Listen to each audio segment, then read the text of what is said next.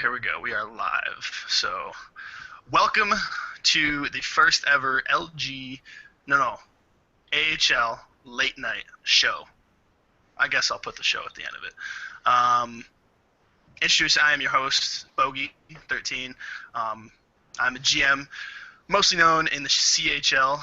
Yes, here comes all the hate comments. I guess the only accomplishment we had was beating North Bay in the first round. Other than that, that's pretty much my only accomplishment as a GM. So we'll move on to Dudley. Well, introduce yourself. Thank you, Bogey. I appreciate the opportunity to come and do this. My name is Dudley Do-Right5. I'm currently the Milwaukee Admirals AGM. I have the unfortunate pleasure of working with Made of Two Faces. Just kidding, that's a joke. Just as a small description about myself, I've been in these leagues since I was 17. I've been VHL, numerous teams, management. People who are old-timers know who I am. I'm probably one of the nicest guys you could run into. I probably had the best amount of cocaine you could probably look for. And I was part of the VHL media for a long time, so I thank Bogey and I thank F5 and all those guys on the website for giving me a chance to do this again. So I'm pretty much probably the oldest one of the oldest members here. So, alrighty then, I'm getting my old man out, Kane. Let's go. Yeah, F5 did personally recommend you, so. Oh, did he? Well, thank you, Penguin. I appreciate it. Happy you're not a Penguins fan. Thank you so much. All right, Coach. Coach Crass, I'm the GM of Stockton. All right, that's enough for Coach. No, I'm just kidding. GM of Stockton. We just won the Calder. Been in the league for a while, since VHL season 11, and just bounced around.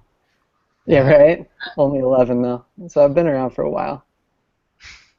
All right, sweet. So we do have a little kind of a short episode for you guys today because this is kind of just a preview what you guys. This is showing you kind of what it's going to look like for hopefully the whole season. We're going to do our best to maintain a consistent show. I know a lot of shows, as F5 said, fizzle out between episode 1 and 2.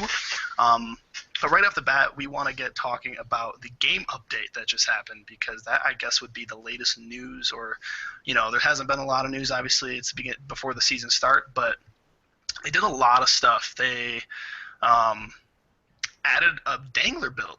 Have either of you guys gotten a chance to use the dangler build? It's awful. You know what? It is. Yeah, it's bad. I encourage everyone else to use it because you can't hit wide open nets with it, and you're so small to where you get knocked off the puck by anyone that's using a grinder, power forward, or a two-way. 5'11", 185 the build is, correct? Correct. I think it's the same as the sniper. Is the sniper 5'11", Yeah, 185? it's the same size. The sniper has a better shot. Though I was earlier today, I was I used GroupMe to talk to a couple of the guys I was on Milwaukee with last year, and made of two brains. He was using it, and he pretty much said that although with the build you can't exactly get the puck knocked off of you, you will get hit and get hit hard. So you won't be able to control the puck at all. I mean, as a two-way forward, I feel, at least for me, that I don't control the puck as much as I do. I mean, I'm not that bad at the buttons. I have exceptional thumbs. But, if I wanted to have the puck, controlled a lot more, I would use a playmaker or a sniper. But from what, I was told, the build is kind of crappy. The agility, I heard, is crap, too. Then again, this is Made of Two Faces talking, so if anything's kind of crap on his part. Faces, you're my dude, man. I'm just messing You're really with you. hating on this guy. I'm he trying to gives me figure out crap what all this the guy time. is. I should know He's him, cool I feel people. like, but yeah. I mean, they also I want to talk about someone posted in the forums. Did you see somebody put the game update stuff in the forums? I'm not sure who that was. Was that you, Chris? No, it was probably Adidot. Well, he posted it once, I know. I'm sure that there was more people that posted. Yeah, this person posted it, and he was right in everything he said. But then someone commented and said that they made like all the centers they made all the builds so that they're all equal on face-offs, and they made the power forward like a little bit better or something. And I was like, where the fuck do you see that? That's not on the fucking that's not on the update. Like, that doesn't say that. I was like, what the fuck are you talking about? But he was like dead serious, like he wasn't joking. So I don't know if anybody knows of that, but if you do know that and you see that somewhere, please let me see that because I am a center, and I would really love to know if I can use a sniper as Yeah, center. that's what I'm So, saying. Because the only real reason I use a two-way forward build is because it has center. arguably the best face-off. I would say two-way Statistic. and grinder are pretty even. Yes, Power forward, grinders. I kind of It's see. harder to use. Yeah, and I guess the it's the ability fast and you can isn't hit that people, great. and you can't It fucking is. pass or shoot. So Thing with me is I like passing. I pass a lot. I mean, just ask Made of Two Faces. I carried him. Um, no, the passing is what's more important, and I contemplated using a danger build, dangler build. Excuse me, it's the Coke. Um, but I, I don't know. It just doesn't seem appealing, honestly. I don't. I think it's yeah, stupid. I think if you use it, I think if you wanted to put a line together, you would have to have two other legitimate players in terms of having to carry the other person. It's like, for example, use a real life NHL example. Let's use the New York Rangers, for example, and you have a line of Nash, Stepan, and Kreider.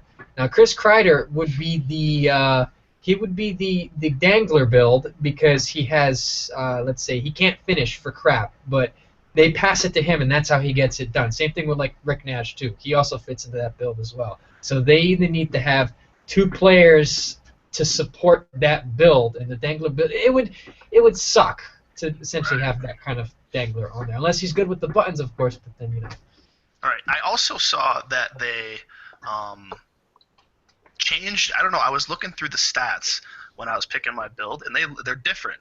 They because it does say it says right off the bat. It says gameplay. It says made all builds or made all players like. Oh my god, what's the word I'm looking for? They made it so there's a better separation between the stats. As in, if a person has good hands, it actually has good hands and yeah, will hold on to the puck. If a person um, has good, passing, then they actually have good passing. Unlike, the fucking sometimes where you're a playmaker and you go to pass and it just goes God knows fucking where. But mhm. I did notice that it looked. I could be wrong, but I thought because all the playmaker stats now, but the hands and the passing are like all the way up, but then everything else is completely straight down the line. It's even. I can't remember if it's always been like that. I thought like it had lower physical and like maybe a little bit better defense, but I don't know if they changed the playmaker build because the dangler build is similar. I'm not sure. It doesn't Well, say that, but it did say that the stats were so that more of people are more like different now. That actually shows. from my experiences with the playmaker build, from at least when I've played it in drop-ins, have rarely used it at center. You can't. It's hard to play defense with it. Uh, at least in my experience. So maybe they probably tuned it up more for that. Maybe they lowered some other things. I haven't really had a chance to take a look at it deeply yet because I haven't been home since the update came out. But from what it seems to me, this update is more of just kind of trying to appease people who whine a lot in the forums, and that's a theme that I see with EA at times is that they sometimes like to cater, which is this whole dangler build. Because I'm guaranteed there's like 12-year-olds in their rooms. Mommy, I can't dangle through this guy. Shut up, kid, and go to bed. They cater. They do the same thing with HUD. Nothing against EA. This is just my opinion. Fuck Uh, yeah. but no, hey, they make our games. Um, Because they're the only ones that can. yeah, That's true. just trying not to get. I'm trying to keep it nice and I clean. know. I don't want to get a torchlit under my ass. So, but yeah, that's just what I think. I think they kind of did that to kind of cater because I think if you really wanted to get a good dangles and have good agility with a type of player, you pick the sniper. You know. Right. I mean, we should probably talk about the biggest thing in that update, which was button lag being Oh, removed. Now, from my personal experience, I have already experienced button lag. Now, it was not as severe. It was kind of like you ever get put into a game and sometimes you'll play a game and your guy is like feels like he's 500 pounds, but you don't really have a delay. But then other games he feels like he's fucking flying all over the ice. I'm still yeah. getting that, but I can tell it's because it's like a split second delay. He feels slower. He doesn't feel as mobile. But it was like that point 5.2 second delay that's just it's still there. Like it's not as bad. I haven't experienced anything. I did go and when I was captain and I did have it did feel a little different, but hopefully it's not as severe, and hopefully people don't lag at his games as much. So, yeah. Have you guys had any experience with button lag at all? Oh, oh man. You have? all the time. It's terrible. Well, I But mean after the update. after the update, no, I haven't. We've played 3 club games, and we were home 2 out of the 3, and we didn't have a problem with it at all. So we were very pleased. Thank God, right? Makes it Exactly. hard. All right, so let's move on to our next segment here. It's enough about EA. I don't want to give them too much credit. Real quick. Yeah, Before, go ahead. I'm gonna when I get a chance to go home and check it out, I will come back next time whenever we do this to have a bit of a scouting report in it, I Yeah, guess, we'll update on it. See. so to speak. But from what you're telling me and from just EA's general lack of consistency on things, I have a feeling that it will still be there, but it'll be a little bit the A little problems have less.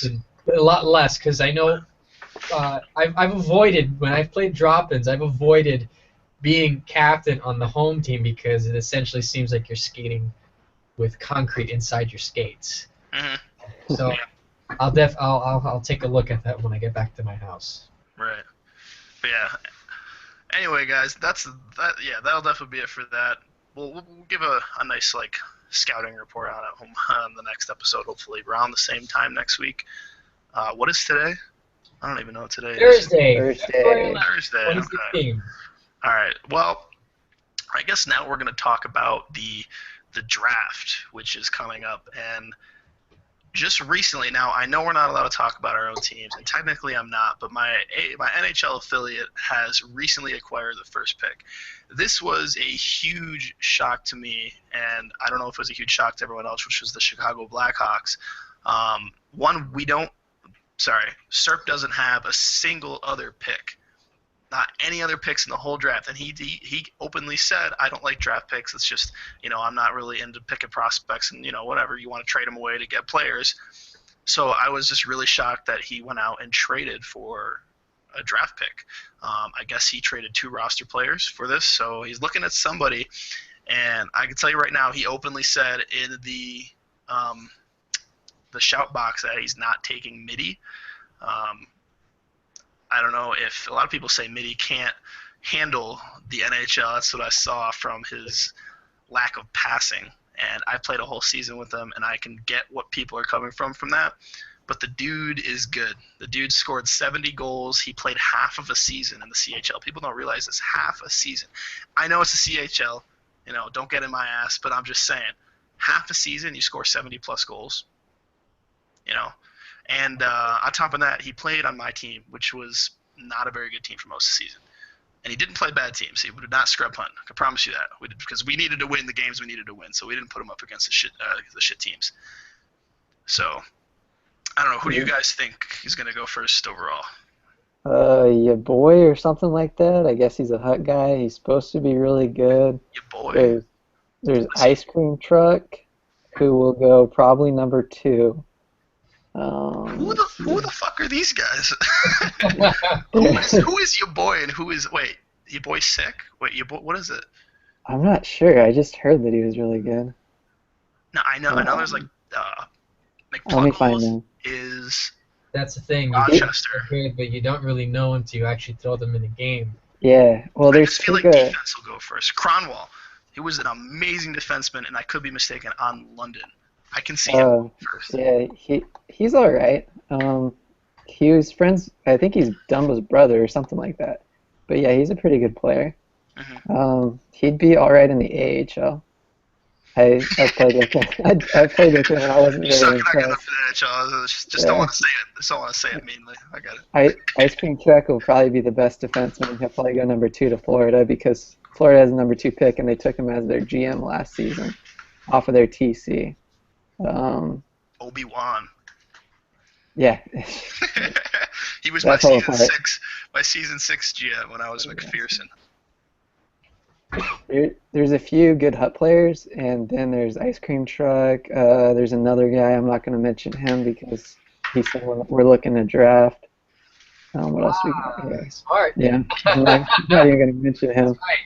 Um, You're returning to Stockton, right? yeah, Good idea to have 3 GMs inside of one chat because we can't we can say everything else, but then when it comes to us, yeah, no, I'm I'm not going to even mention him. Serp, you know what? Serp told me that he's going to use the guy he's taking. So it doesn't mean shit for me. I don't know who he's taking. So. Oh, Boosh. I think Boosh is in. He's an old head. He's been around for a while. He was in VHL. Bouchard, Trabi, and those guys all played together. Right. He was Anaheim's owner or something like that this past season. So there was a lot of talk that he was going 1, Ice Cream Truck 2. Your boy should be good. We still don't know who your boy is. I'm not sure who it is either. I have no idea who it is either. So who do you think? Who do you think's going first? Who's your pick? Boosh, and then Ice Cream Truck, and then after that, it's whoever. I don't really see anyone that's noteworthy that I know of. It's got to be maybe third. He's got to go top 3. I'm telling you. Someone who scores 71 goals in half a season. I mean, come on. I don't care what league you're in. I don't care what any league you're in. Playing half a season, scoring that many goals. It's the CHL. I knew you were going to fucking say that. It's the CHL. You know what? CHL. He still did it. Crash is just thinking, oh no, these guys are not worthy because I should be drafted first. But Crash, you're like in AHL. Doesn't matter. I'm totally good anyway. No? Who do you think, Dudley? You know what? Honestly, I really don't know. I'm terrible with picks. Honestly, honest to God, I'm terrible with picks. You know, I looked at a lot of stuff earlier today as I was in the middle of working, and I don't know. The thing about, and I'm not trying to go off on a tangent. It's relative.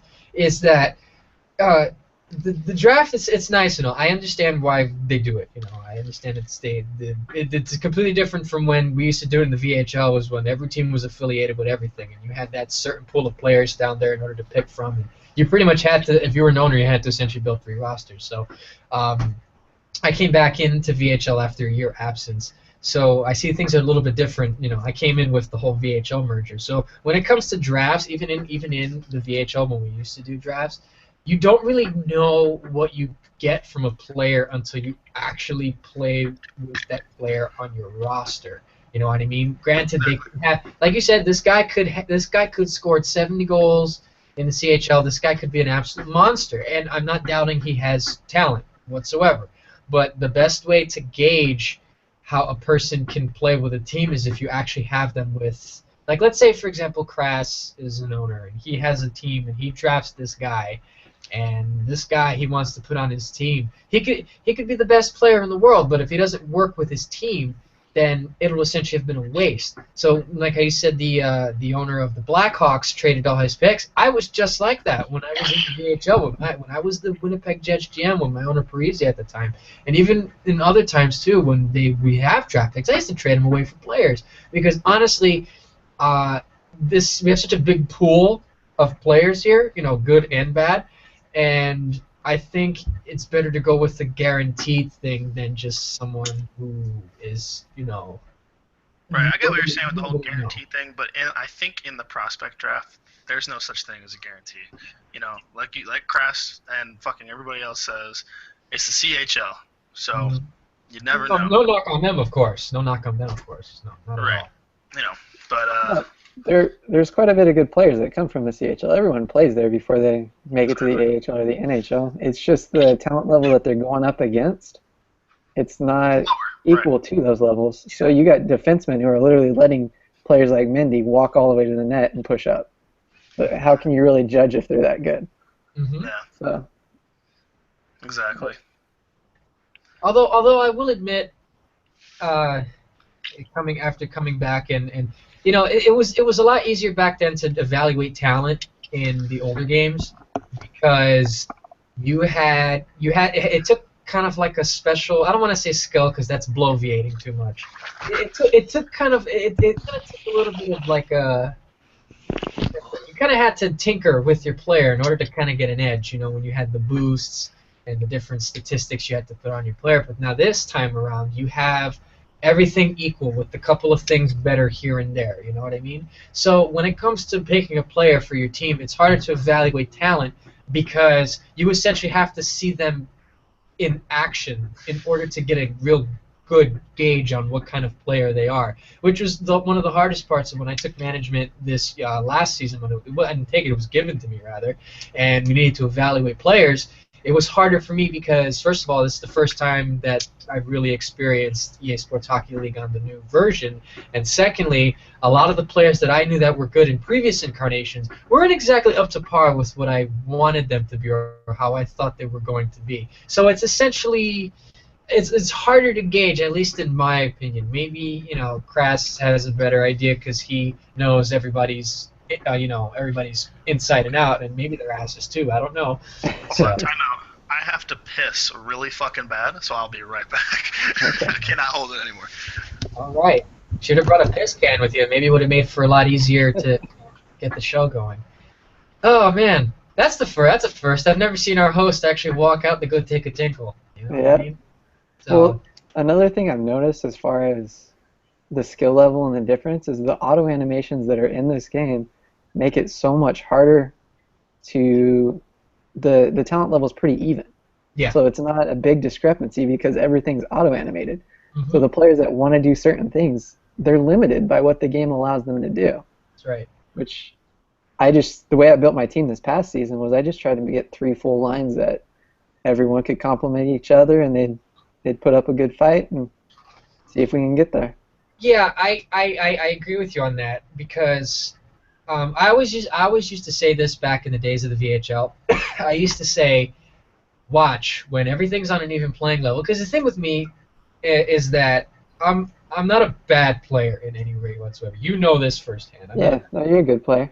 But my problem was is that being a center, used to put a lot on defense on every year. I never really used to score a lot. So the problem was that people would put me with players that didn't score, so I would do my job, because I'm a role player, a la Dominic Moore-esque kind of thing. And then I would get put on lines with players who wouldn't score in the old days, and that's essentially how I got fired from my previous position. I'm not going to get into that. Whole different story. If whomever I'm talking about is watching, please go suck it. Just kidding. I'm only joking. But like you said, when I got my management position in Milwaukee, what we tried to do we tried to we were a bit short-handed because of the ownership situation. That wasn't entirely. Yeah, that was a shithole. There was nothing you guys could do there. Yeah, it was tough. But to go on what you were saying, we had a decent combination when everyone was showing up and was at the peak. We had a bit of a run where we were still in it, of course. I mean, we missed it by 1 point. That's a whole different story. I'm not going to get into. But we had essentially 3 balanced lines, or at the time we did, and when everyone showed up and all cylinders were working, everyone fed off each other well. As much as everyone wants to hate on him, as everyone wants to throw him under the bus, I've worked with him personally. Made It Two Faces is actually a very solid player, and he's actually a really good guy. And I'm not trying We're to. still talking about this fucking guy? Yeah, well, I'm. You know, fuck it. Why don't we just have him come on the fucking show? Might as well. It looks like he's a part of Well, it. he does have a camera, so I'll group me him and tell him to get his ass on here. But the thing, what I was You were going on. just frozen on my screen for like a solid 10 seconds with your mouth wide open and your hand like this for like. It was so fucking funny. No, I I was. hope it stays like that when I go back and watch it. Just to go back onto the point real quick, and then we'll move on. I guess it's just like he was saying in terms of talent level, everything's even. So you have to get players who know how to complement each other. And the one thing I noticed about his team, Kras, is that you guys passed a lot. And when I played against you guys, you confused the crap out of my wingers. And I'm standing in the middle. I knew exactly what you guys were going to do. I knew it. But you would make a nice slick pass and go around us, and that's how you would kick our ass every single time. All credit to you guys. Those are the best teams, man.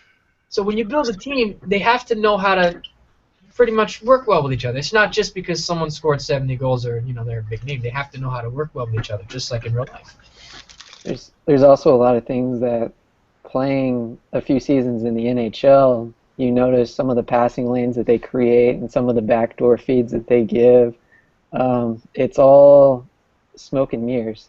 You're just trying to create different angles and looks for players to pop up backdoor and those backdoor clappers. And these forwards that are down there in the CHL and the AHL who don't play club against the top teams, they have no idea what's going to come and hit them. So they're just running around kind of like chickens with their heads cut off. Mm-hmm. So that allows players that have been around for a while to manipulate that. Exploit it. That's right. I mean, for goodness sake, I was able to score 70 points this year. What do you think I did? Yeah. You know what I mean? So, Exactly. Oh man. Yeah, I kind of missed some of that because I was urinating, so I didn't get the whole story. But I guess we'll move on from there. We spent a lot of time on the CHL. This is the AHL media show now, so I guess I do want to give. I'm going to edit this part out. I'm going to stop here for a second. I do think each of us should have our own segment. I like giving Coach's Corner, and Dudley, I don't know if there's something you want to do every week. I'll come up with something. Come up with something. Okay, we'll come up with something. Also, I do like to keep the show a little competitive. Now, I'm not trying to be like the Doghouse, but they did a lot of things right, and that's why people do love that show. Well, in the CHL anyway. I do like to have a competition between two people on the show, and I guess I'll put it between you guys. I don't know if you guys want to do. I don't know if you just want to do straight up points, or if you want to do goals or assists or hits or some. Or we could do a weird stat. Penalty minutes. Should we do penalty minutes? How many penalty? Oh, actually, I led the league in penalty minutes in the CHL last season. So If we do a penalty minutes thing, you're either gonna take it, or I'm gonna end up beating Crash in that category so bad it's not even worth the competition. So.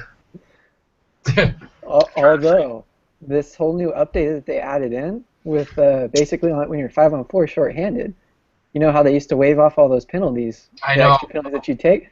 I took 2 of them already today in one game to make it into a 5-on-3. They also made the stick lift more. It's harder to get, so all my penalties are stick lifts. You'll get more penalties now on stick lifts. Yeah, exactly. All your penalties are stick lifts. But actually, I don't know if you guys saw this. They updated the poke checking. It's more effective if you're. It says it's more effective if you're in position. So. Oh, Hypnotic will love that. I don't understand. Hold on, I gotta. What does that say? Stop spamming. I do that. I get yelled at all the time about it because I'll take stupid penalties just because I'll get frustrated and I'll hit the A button. Yeah, well, I noticed, like, you ever notice you're skating backwards and playing defense, you start poking and your fucking poke check's going right and the guy's on the left side of you, it's like, or it's just going fucking berserk. Now I've noticed to skate backwards, the fucking poke check is accurate as fuck and it knocks it back and it fucking, there's no poke checks where you poke it and the puck just stops right there and then everybody skates by it because they can't pick it up because, seamless puck pickups. So That's another issue. Oh, yeah. Oh, my God. It's funny. It was always an issue, and then they made it like, oh, seamless puck pickups, yeah. And it's just like, what the fuck are you guys talking about? Yeah. I mean, like, you'll see, even in the fucking, oh, my God, what is it called? Wow, trailer. You see fucking guys, like, reaching for the puck and getting it. I'm like, I've never seen that before at all. I've never seen a guy reach for a puck and somehow, like, hold on to it. So that's pretty ridiculous. The thing I like about the new physics that the new gen has is that it allows for a more realistic effect in some ways.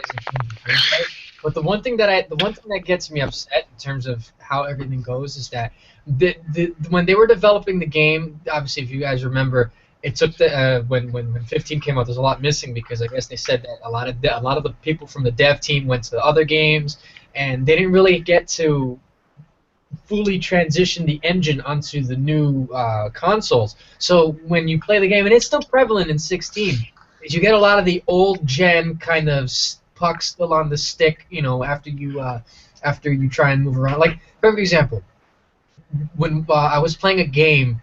I forget what team I was on, but an old friend of the VHL/LG. I don't know if he's in LG, but Crash. I don't know if this name rings a bell. His name is the Aesthetic Hope.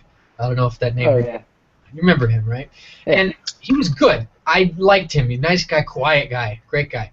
But one thing he was good at was that he would make his player build a certain way, and it would be practically impossible to take the puck away. And on the old gen systems, if you had like a sticky puck type of player, you could have him surrounded by the center and the two defensemen, literally right there in front of him. Backhand into the net, there it goes, and you're like trying to flipping out to see what the heck is going on. It's better now, and the seamless puck pickups contributed to that a little bit in terms of making it better, but then worse. but you still see kind of that old wonky 360 engine in the game because We had a viewer. Huh. But the thing that's really nice though is the fact that like NHL 15, you used to be able to just hold the puck on your backhand and no one could get it off. or you I do kind of feel like that's still a thing. I It, kind of feel it like that's is, still a thing for it power is, but forwards anyway. it's not as big of a deal as it used to be. Because like you used to be able to just dominate games in the corners by just holding your backhand. Like Lan Moran You just used hold it to, there until the fucking guy just gives up, and then you make the pass. well, yeah, like you couldn't get the puck off of him. You could have three people standing on top of him teabagging, trying to knock the puck off his stick, and he'd still be holding it. And he'd pull it through all three of you and snipe it on your goalie short side or far side or wherever he wants to put it. Yeah. It was frustrating.